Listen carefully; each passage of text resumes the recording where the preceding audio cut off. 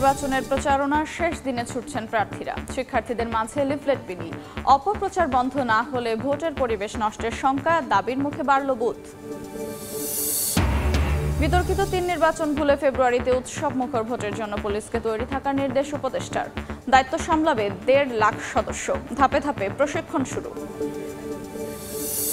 বগুড়ায় ফিলিং স্টেশনের ভেতরে ক্যাশিয়ারের গলা কাটা মরদেহ। ভোলায় মাদ্রাসা শিক্ষককে কুপিয়ে হত্যা। রাজবাড়ীতে মাজারে হামলার সময় পুলিশের গাড়ি ভাঙচুরে গ্রেফতার ৫। এবং লেখক ও মার্ক্সবাদী তাত্ত্বিক বদরুদ্দিন ওমর আর নেই। ৯৪ বছর বয়সে রাজধানীর বেসরকারি হাসপাতালে মৃত্যু। দীর্ঘদিন ধরে বার্ধক্যজনিত জটিলতায় আক্রান্ত ছিলেন।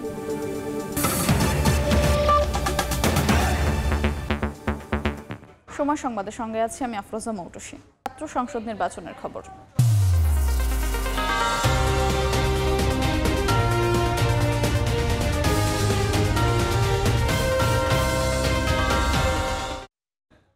ঢাকা বিশ্ববিদ্যালয় কেন্দ্রীয় ছাত্র সংসদ, ডাকসু ও হল সংসদ নির্বাচনের প্রচারের শেষ দিন আজ। শেষ দিনে ছাত্রদল, ছাত্র শিবির, গণতান্ত্রিক ছাত্র সংসদ সমর্থিত প্যানেলের প্রার্থীরা প্রচারণা শুরু করছেন। ভিসি চত্বর, মল চত্বর, কলাভবন সহ ক্যাম্পাসের বিভিন্ন এলাকায় ভোটারদের কাছে লিফলেট বিলি করছেন প্রার্থীরা।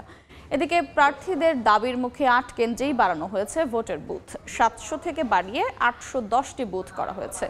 নির্বাচন কমিশন বিজ্ঞপ্তি দিয়ে জানিয়েছে, বুথের সংখ্যা বাড়ানোর ফলে একজন শিক্ষার্থী ভোট দিতে ১০ মিনিট সময় নিলেও বিকেল ৪টার মধ্যেই ভোট গ্রহণ শেষ হবে।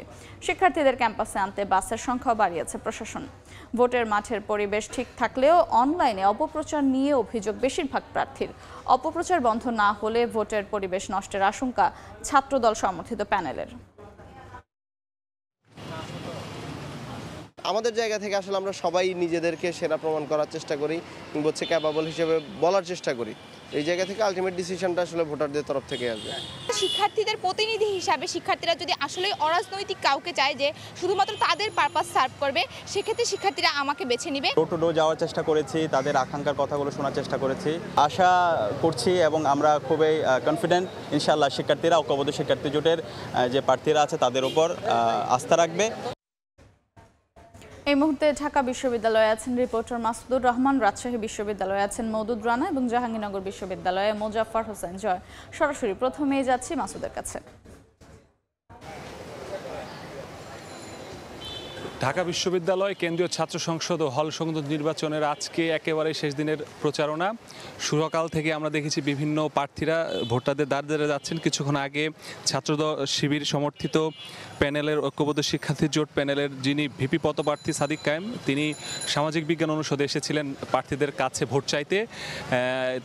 তার সাথে আমরা কথা বলেছি। তিনি যেটি জানিয়েছেন যে এখন পর্যন্ত মাঠের পরিবেশ ভালো থাকলেও সামাজিক যোগাযোগ মাধ্যমে তাদের যে অভিযোগ, সেই অভিযোগ তারা করেছেন যে অপপ্রচার চালানো হচ্ছে। পাশাপাশি একটি নতুন অভিযোগ সামনে এসেছে, যেটি হচ্ছে যে বিভিন্ন জায়গা থেকে, স্থানীয় পর্যায় থেকে বিভিন্ন নেতারা ফোন দিয়ে ভোটারদের কাছে ভোট চাওয়া হচ্ছে এবং অনেক ক্ষেত্রে চাপ প্রয়োগ করা হচ্ছে, এরকম অভিযোগ তিনি করেছেন এবং বলেছেন এটি যদি চলতে থাকে তাহলে যে সুষ্ঠু নির্বাচন সেটি নিয়ে তাদের আশঙ্কা আছে। তবে অন্য যারা প্রার্থীরা আছেন তারাও বিভিন্নভাবে প্রচারণা চালাচ্ছেন।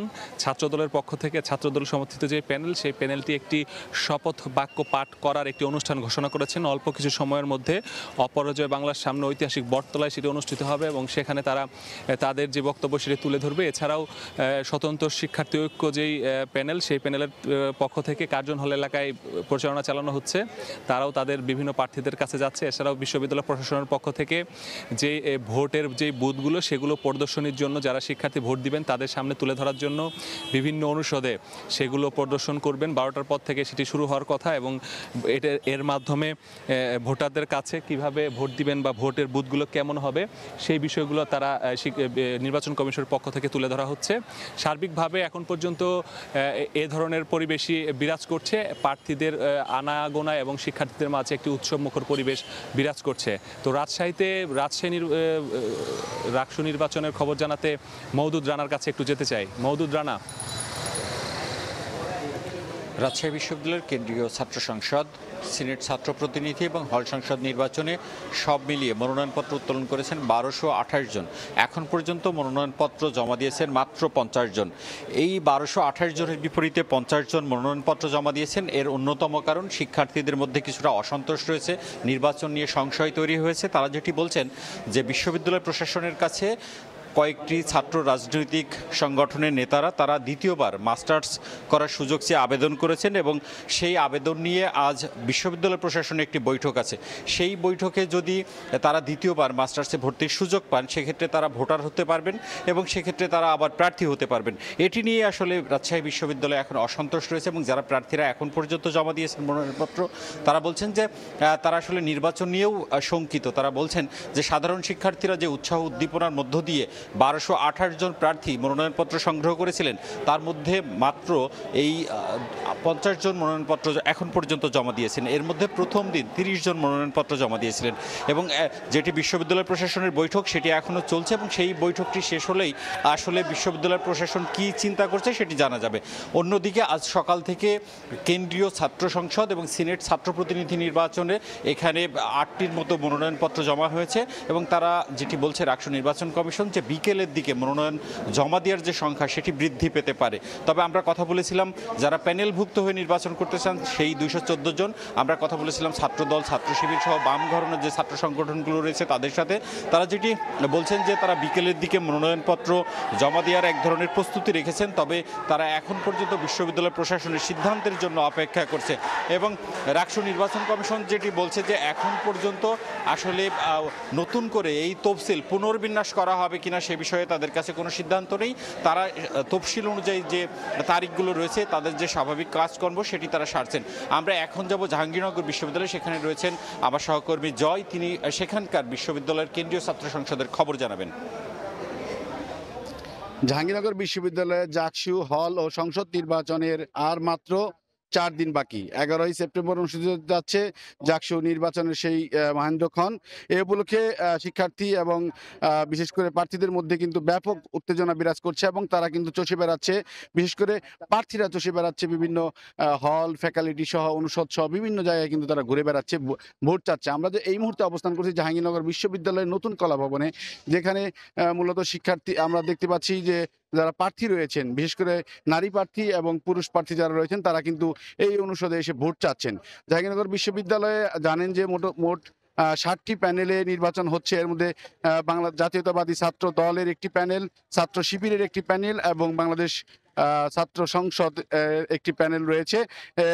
এছাড়াও আরও কয়েকটি প্যানেল রয়েছে যেগুলো স্বতন্ত্র বাম ঘরানার স্বতন্ত্র প্রার্থী যে প্যানেলগুলি রয়েছে। এই নিয়ে মোট 178 জন নির্বাচনে অংশগ্রহণ করতে যাচ্ছে। আপনারা জানেন যে একজন প্রার্থীর প্রার্থিতা এবং সদস্যপদ, বিশেষ করে ভোটের সদস্যপদ বাতিল হয়েছে, সে ভোটার তালিকা থেকে বাদ পড়েছে। এই কারণে তিনি হচ্ছে স্বতন্ত্র একটি প্যানেলের আপনার ভিভি প্রার্থী ছিলেন এবং তিনি যে কারণে বাদ পড়েছেন সেটি হচ্ছে নির্বাচন কমিশন বলছেন যে জাহাঙ্গীরনগর বিশ্ববিদ্যালয়ের যে আইন রয়েছে সেই আইনের 4-এর ধারা অনুযায়ী যদি কেউ স্নাতক 4 বছরের বেশি এবং স্নাতক উত্তর 2 বছরের বেশি অধ্যয়নরত থাকে তাহলে তিনি অনিয়মিত ছাত্রে পরিণত হন। এর ফলে কিন্তু মূলত এই নীতির কারণেই এবং একই সাথে অনুচ্ছেদ 8-এর ধারায় কিন্তু নির্বাচন কমিশনের সিদ্ধান্ত চূড়ান্ত সিদ্ধান্ত বলে এমনটি বিজ্ঞপ্তির মাধ্যমে আমাদেরকে জানানো হয়েছে। এবং আমরা কথা বলেছিলাম সেই বাম জোটের যে প্রার্থী রয়েছে তার সাথে, তিনি বলছেন যে মূলত তারা আবারও অ্যাপ্লাই করবেন নির্বাচন কমিশনে, সেই মোতাবেক যদি নির্বাচন কমিশন ব্যবস্থা গ্রহণ করে তাহলে তারা ওয়েলকাম জানাবে, অন্যথায় তারা বিশেষ করে আদালতের দ্বারস্থ হবেন বলে আমাদেরকে জানিয়েছে। তো জাহাঙ্গীরনগর বিশ্ববিদ্যালয় থেকে জাকসু নির্বাচনের আমার কাছে এই ছিল সর্বশেষ তথ্য। ছাত্র সংসদ নির্বাচনের খবর জানছিলাম জাহাঙ্গীরনগর বিশ্ববিদ্যালয়, রাজশাহী বিশ্ববিদ্যালয় ও ঢাকা বিশ্ববিদ্যালয় থেকে। বিগত নির্বাচন ভুলে ফেব্রুয়ারিতে উৎসবমুখর পরিবেশে একটি শান্তিপূর্ণ নির্বাচনের প্রত্যয় জানিয়েছেন স্বরাষ্ট্র উপদেষ্টা মোহাম্মদ জাহাঙ্গীর আলম চৌধুরী। রোববার রাজারবাগ পুলিশ অডিটোরিয়ামে নির্বাচনী দায়িত্ব পালনে দক্ষতা ও সক্ষমতা বৃদ্ধি সংক্রান্ত প্রশিক্ষণের কর্মসূচির উদ্বোধন অনুষ্ঠানে কথা বলেন তিনি। স্বরাষ্ট্র উপদেষ্টা বলেন, শান্তিপূর্ণ নির্বাচন শুধু আইন শৃঙ্খলা বাহিনীর উপর নির্ভর করে না, এখানে সবচেয়ে বড় অংশীদার রাজনৈতিক দল। রাজনৈতিক দলগুলোকে তোষণ না করে পুলিশকে জনগণের জন্য কাজ করার পরামর্শ দেন স্বরাষ্ট্র উপদেষ্টা। এ সময় আইজিপি বাহারুল আলম চাপের মধ্যেও কিভাবে জনগণের জন্য দায়িত্ব পালন করা যায় প্রশিক্ষণে তার উপর জোর দেন।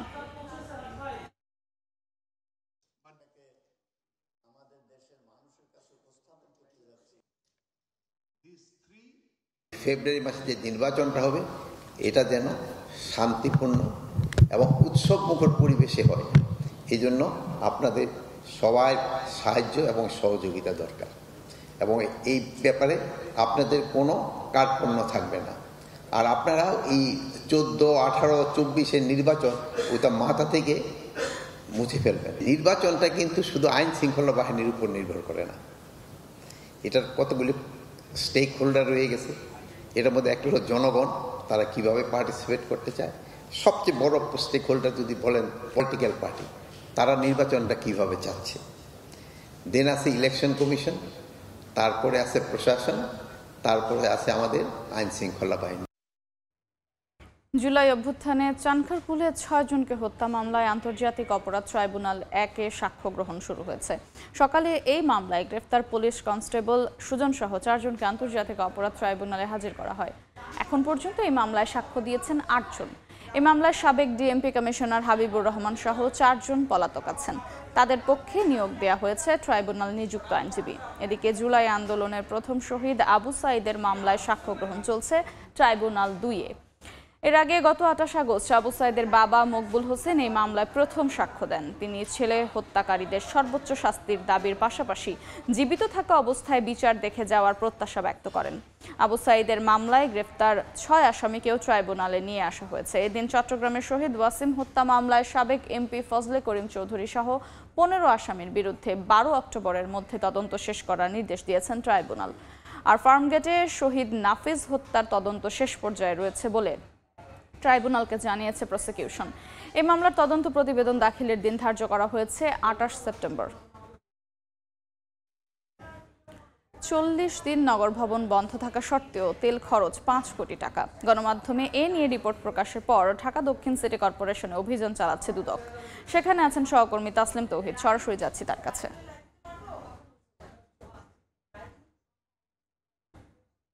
ইশরাক আহমেদকে দায়িত্ব বোঝাকে কেন্দ্র করে যে আন্দোলন চলেছিল ঢাকা দক্ষিণ সিটি কর্পোরেশনে, ঠিক সেই সময় অন্তত 40 দিন কার্যত দক্ষিণ সিটি কর্পোরেশনের অধিকাংশ কার্যক্রম বন্ধ ছিল।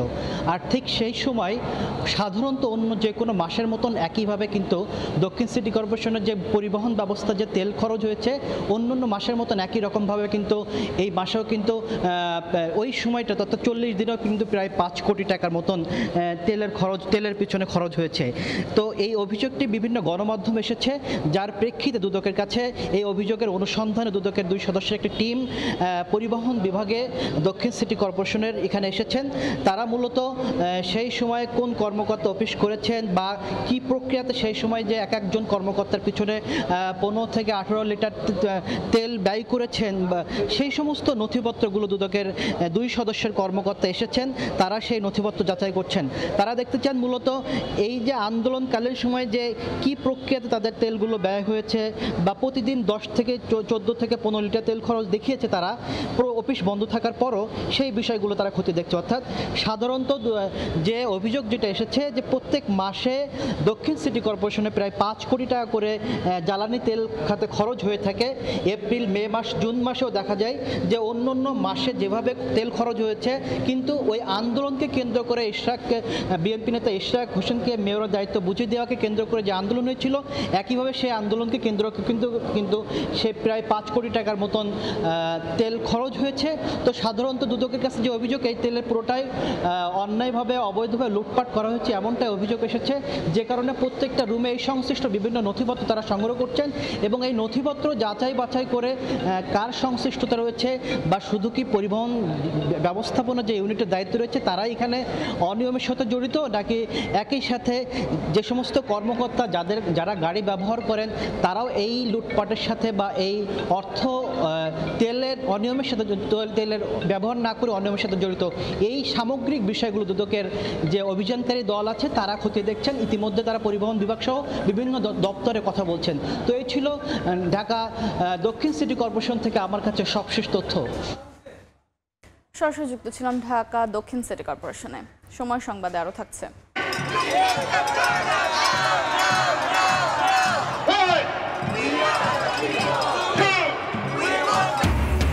মার্কিন প্রেসিডেন্ট ট্রাম্প বিরোধী বিক্ষোভে উত্তাল ওয়াশিংটন ডিসি ও শিকাগো। কেন্দ্রীয় বাহিনী প্রত্যাহারের দাবি।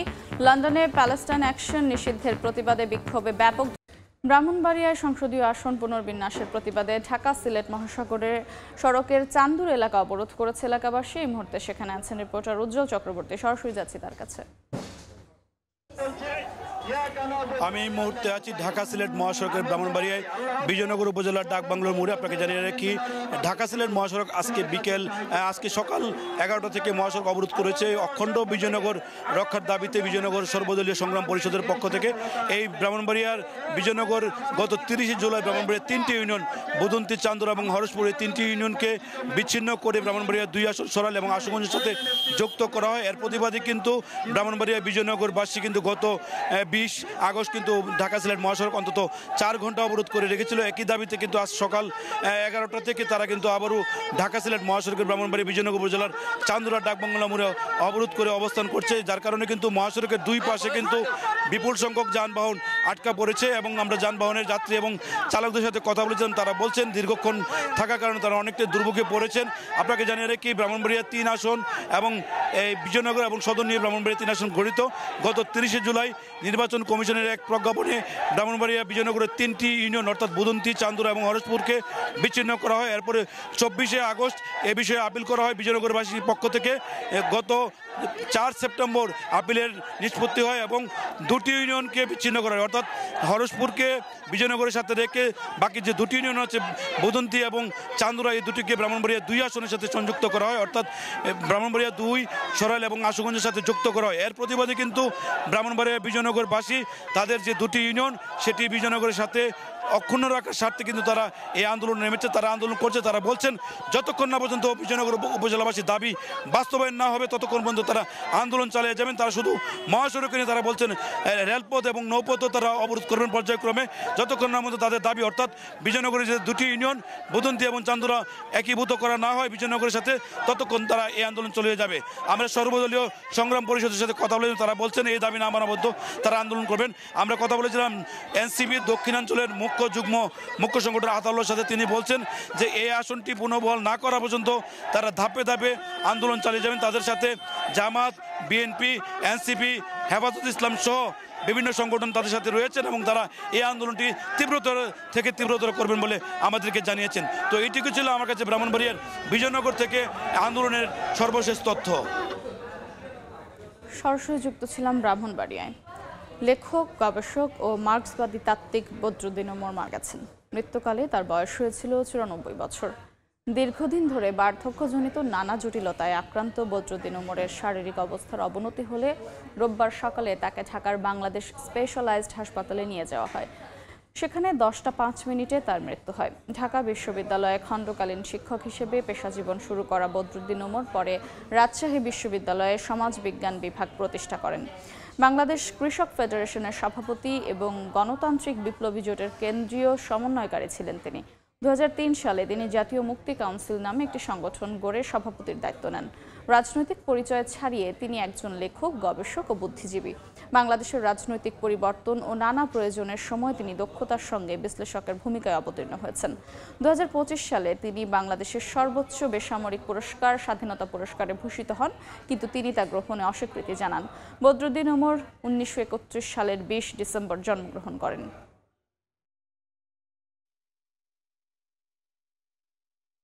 সিএমএম আদালতে বিচারকের সামনে সাংবাদিককে মারধরের প্রতিবাদে মানববন্ধন করেছেন গণমাধ্যম কর্মীরা। হামলাকারীদের চিহ্নিত করে দৃষ্টান্তমূলক শাস্তির আওতায় আনার দাবি জানান তারা। সকালে রাজধানীর কারওয়ান বাজারে সার্ক ফোয়ারার সামনে মানববন্ধন করেন গণমাধ্যম কর্মীরা। এ সময় তারা বলেন, আদালতের মতো গুরুত্বপূর্ণ জায়গায় সাংবাদিকের উপর হামলা শুধু অগ্রহণযোগ্য নয়, গণমাধ্যমের স্বাধীনতার উপরও আঘাত। গত বৃহস্পতিবার বিকেলে সাংবাদিক মঞ্জুরুল আলম পান্নার জামিন শুনানির সময় ঢাকার সিএমএম আদালতে সময় সংবাদের প্রতিবেদন, আসিফ হোসেন সিয়ামের ওপর হামলা করে কয়েকজন আইনজীবী।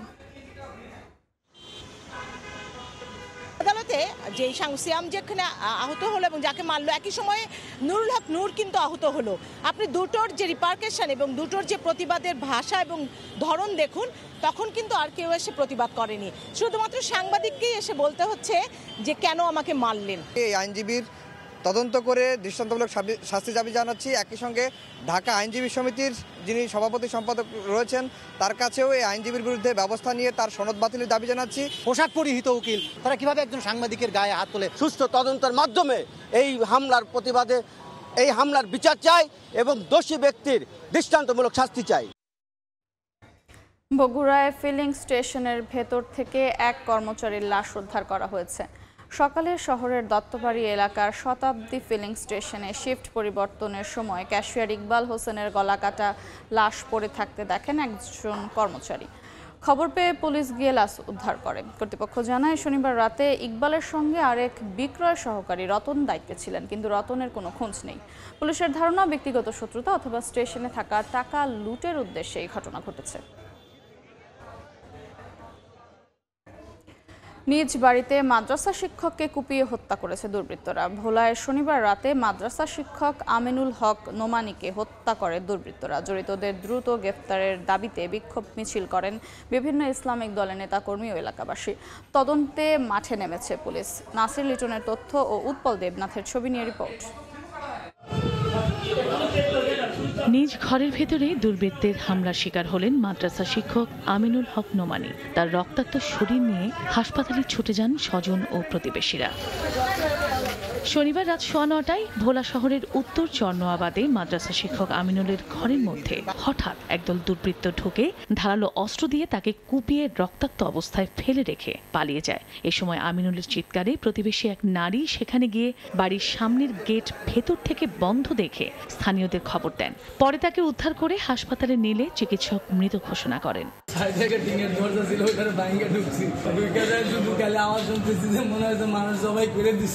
তার এই নৃশংস হত্যাকাণ্ডের আমরা দৃষ্টান্তমূলক বিচার চাই। তার মৃত্যুর খবর ছড়িয়ে পড়তে বিভিন্ন ইসলামিক দলের নেতাকর্মী ও এলাকাবাসী হাসপাতালের সামনে থেকে তাৎক্ষণিক বিক্ষোভ মিছিল বের করে দোষীদের দ্রুত আইনের আওতায় আনার দাবি জানান। আপনারা এখনই যদি কার্যকরী পদক্ষেপ নেন, খুনিরা বেশি দূর যেতে পারেনি। আলেম ওলামা শান্তিপূর্ণ আন্দোলন করতে চায়, কিন্তু প্রশাসনের নীরবতা আমরা কোনোভাবে সহ্য করব না। 24 ঘন্টার মধ্যে এই খুনিদেরকে গ্রেফতার করতে হবে। ঘটনার সঙ্গে জড়িতদের ধরতে অভিযান চালাচ্ছে পুলিশ। তদন্ত সাপেক্ষে আমরা দুষ্কৃতিকারীদেরকে শনাক্তকরণ সহ অন্যান্য কার্যক্রম চলতেছে। আমিনুল হক নোমানী ভোলা দারুল হাদিস কামিল মাদ্রাসার মুহাদ্দিস ও সদর উপজেলা পরিষদ মসজিদের খতিব ছিলেন। সময় সংবাদ, ভোলা। কুড়িগ্রামে প্রতিবেশীর বাড়ির সেপটিক ট্যাঙ্কের ভেতরে মিলল 8 বছরের শিশুর মরদেহ। পুলিশ জানায় বলাৎকারের পর হত্যা করা হয় শিশুটিকে। শুক্রবার নাগেশ্বরীর ছিট মালিয়ানি এলাকায় শিশুটিকে ডেকে নিয়ে যায় প্রতিবেশী মুমিনুল ইসলাম। এরপর থেকে নিখোঁজ ছিল সে। খোঁজাখুঁজির এক পর্যায়ে প্রতিবেশীর বাড়িতে গিয়ে ছেলের সন্ধান করলে দরজায় তালা লাগিয়ে পালিয়ে যায় মুমিনুল। পরে তার বাড়ির পেছনের সেপটিক ট্যাঙ্কে সন্তানের পা দেখে 999-এ কল দেন মা।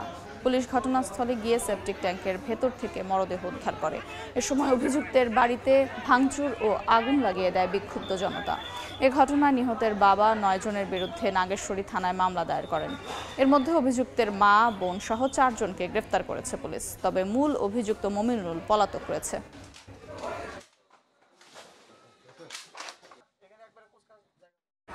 রাজবাড়ীতে মাজারে হামলা, সংঘর্ষ ও পুলিশের গাড়ি ভাঙচুরের ঘটনায় আওয়ামী লীগ ও স্বেচ্ছাসেবক লীগ কর্মী সহ 5 জনকে গ্রেফতার করেছে পুলিশ। শনিবার রাতে গোয়ালন্দ উপজেলা স্বেচ্ছাসেবক লীগের সাধারণ সম্পাদক হিরু মৃধা ও উজানচর ইউনিয়ন ছাত্রলীগের সহসভাপতি মাসুদ মৃধা সহ শাফিন সর্দার, এনামুল হক জনি ও কাজী অপুকে গ্রেফতার করা হয়। তাদেরকে আজ আদালতে তোলা হবে বলে জানিয়েছে পুলিশ। এর আগে শুক্রবার রাতে পুলিশ বাদী হয়ে অজ্ঞাতনামা অন্তত 3500 জনকে আসামি করে মামলা করে। Thai Aluminium. The better is now the best. Facebook স্ট্যাটাসকে কেন্দ্র করে দুপক্ষের সংঘর্ষে উত্তপ্ত চট্টগ্রামের হাটহাজারী। এ ঘটনায় আটক করা হয়েছে অভিযুক্তকে। উদ্ভূত পরিস্থিতিতে বিকেল 3টা পর্যন্ত 144 ধারা জারি করেছে উপজেলা প্রশাসন। পরিস্থিতি নিয়ন্ত্রণে মাঠে রয়েছে যৌথ বাহিনী। লাঠিসোঁটা নিয়ে সড়কে সংঘর্ষে জড়ায় মাদ্রাসা শিক্ষার্থীদের দুই পক্ষ। চলে ধাওয়া পাল্টা ধাওয়া। শনিবার জশ্নে জুলুসের ছবি তুলে চট্টগ্রামের হাটহাজারী মাদ্রাসাকে ব্যঙ্গ করে স্ট্যাটাস দেয় এক যুবক। এরই জেরে হাটহাজারী মাদ্রাসার সামনে মাদ্রাসার শিক্ষার্থীদের দুই পক্ষ সংঘর্ষে জড়িয়ে টায়ার জ্বালিয়ে সড়ক অবরোধ করে ভাঙচুর করে যানবাহন। দুপক্ষের মুখোমুখি সংঘর্ষে চট্টগ্রাম খাগড়াছড়ি রাঙ্গামাটি সড়কে বন্ধ হয়ে পড়ে যান চলাচল।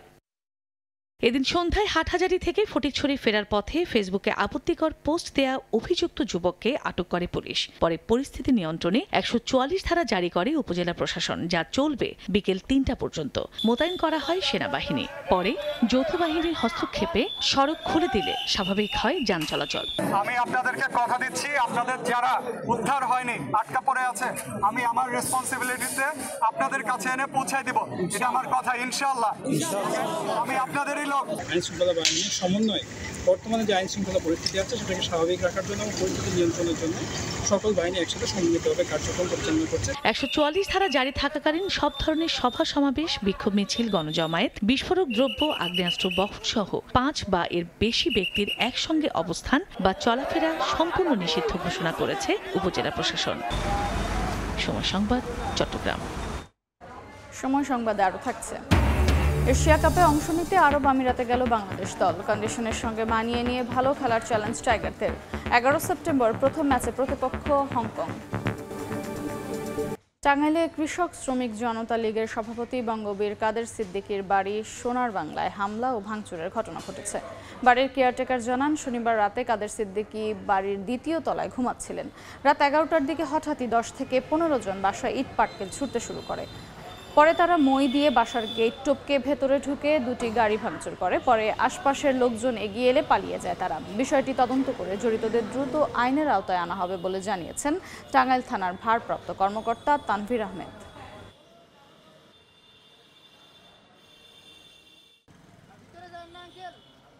হেলমেট, মুখোশ পরে এই চঙ্গদে উপর গেট পার হয়ে গাড়ি এবং কেয়ারটেকার তাদেরকে আহত করে। বিচার চাই, কঠিন বিচার চাই। যারা এই কাজের সাথে জড়িত তাদের দৃষ্টান্তমূলক শাস্তি চাই। ছাগলকাণ্ডে আলোচিত সাবেক এনবিআর কর্মকর্তা মতিউর রহমানকে ঢাকার আদালত থেকে কিশোরগঞ্জ জেলা কারাগারে নেওয়ার সময় অনৈতিক সুবিধা দেওয়ার অভিযোগে এসআই সহ 11 পুলিশ সদস্যকে সাময়িক বরখাস্ত করা হয়েছে। গত 12 আগস্ট দুপুরের খাবারের বিরতিতে রেস্তোরাঁয় নেমেছিলেন তারা। অভিযোগ উঠেছে, ঘুষ নিয়ে ওই রেস্তোরাঁর একটি কেবিনে অপর এক ব্যক্তির সঙ্গে মতিউরকে গোপন বৈঠকের সুযোগ করে দেন পুলিশ সদস্যরা। নরসিংদীর শিবপুর উপজেলার ঢাকা সিলেট মহাসড়কের সৈয়দনগরের নিরালা হাড্ডি নামের এক রেস্তোরাঁয় এই ঘটনা ঘটে। এ ঘটনায় জড়িত থাকার অভিযোগে শনিবার 11 পুলিশ সদস্যকে সাময়িক বরখাস্ত করেছে কিশোরগঞ্জ জেলা পুলিশ।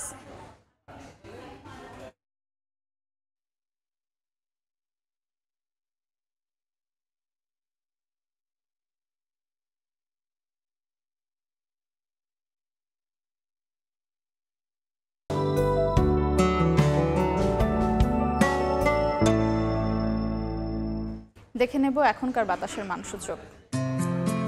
বায়ুমান বিষয়ক সংস্থা আইকিউ এয়ারের সূচক অনুযায়ী বাংলাদেশে এখনকার বাতাসের মান: ঢাকা বিভাগের বায়ুর মান ৭৪, যা সন্তোষজনক, বাতাসের আর্দ্রতা ৬৮%।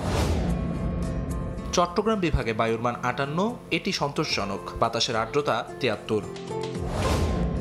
রাজশাহী বিভাগে বায়ুমান ১২১, যা সহনীয়, আর্দ্রতা ৫৮।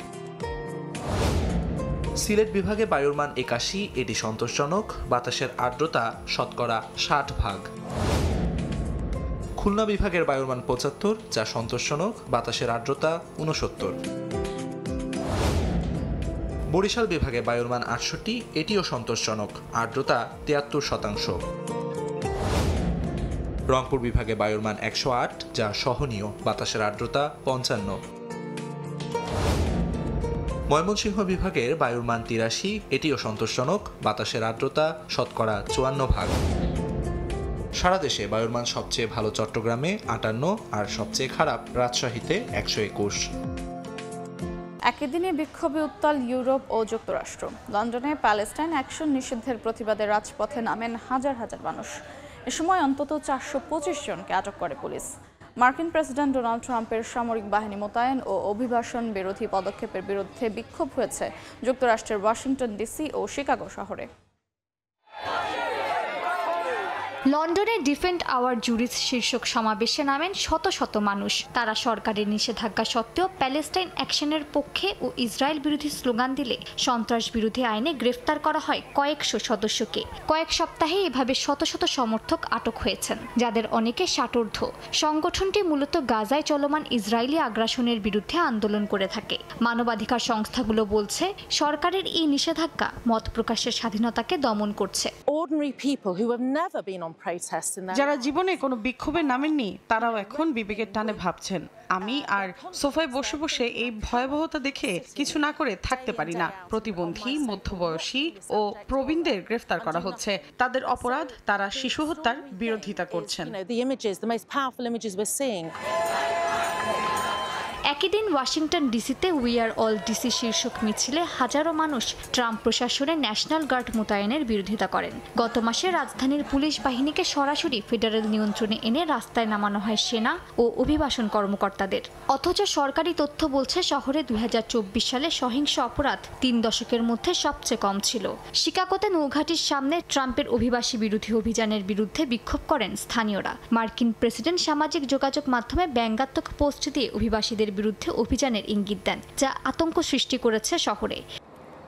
মালিহা সুহুরওয়ার্দী, সময় সংবাদ। বাজেট ঘাটতি ও ঋণ সংকটে টালমাটাল ফ্রান্স। এই অবস্থায় প্রেসিডেন্ট ইমানুয়েল ম্যাক্রোর বিরুদ্ধে অভিশংসন প্রস্তাব উত্থাপন করছে বিরোধী দলগুলো। এছাড়া জাতীয় পরিষদে প্রধানমন্ত্রী ফ্রাঁসোয়া বাইরোর সরকারও সোমবার অনাস্থা ভোটের মুখে পড়তে যাচ্ছে বলে জানিয়েছে বিভিন্ন গণমাধ্যম। রোববার বার্তা সংস্থা আনাদোলুর এক প্রতিবেদনে বলা হয়, পার্লামেন্টে ম্যাক্রোর বিরুদ্ধে অভিশংসন প্রস্তাব তোলা হয়। এ বিষয়ে বামপন্থী দলের নেতা লুক মেলশো বলেন, ম্যাক্রোর এখন ক্ষমতা ছেড়ে দেওয়া উচিত। তার দল এলএফআই যদি ক্ষমতায় থাকতো তবে ফরাসি নৌবাহিনীর মানবিক সহায়তা বহনকারী জাহাজগুলোকে গাজা উপকূলে পৌঁছে দেওয়া হতো বলেও উল্লেখ করেন বাম নেতা।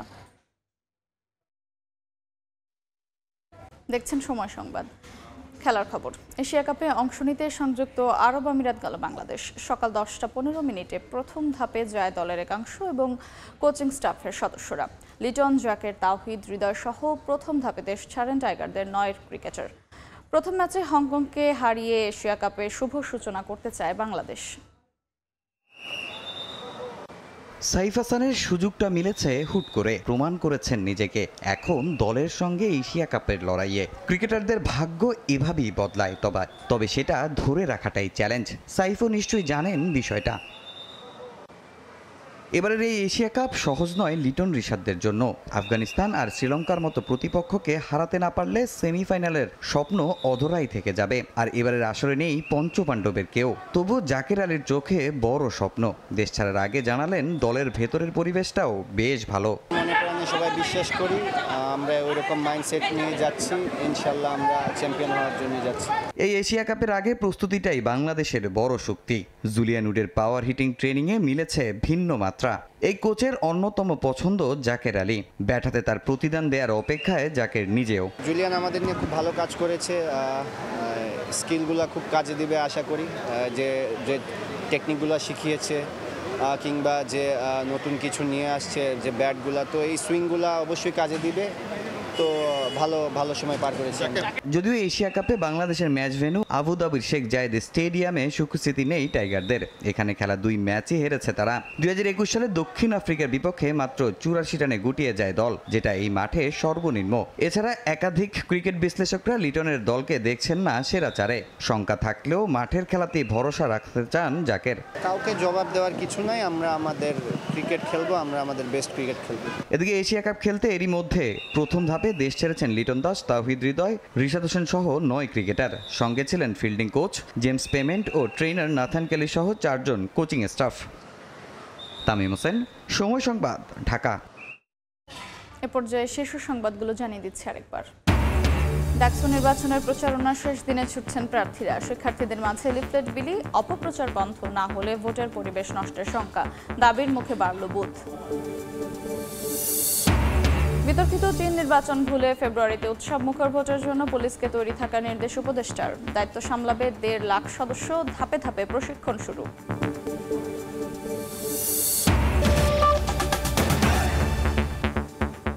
এ ছিল সময় সংবাদে, সঙ্গেই থাকুন সময়ের।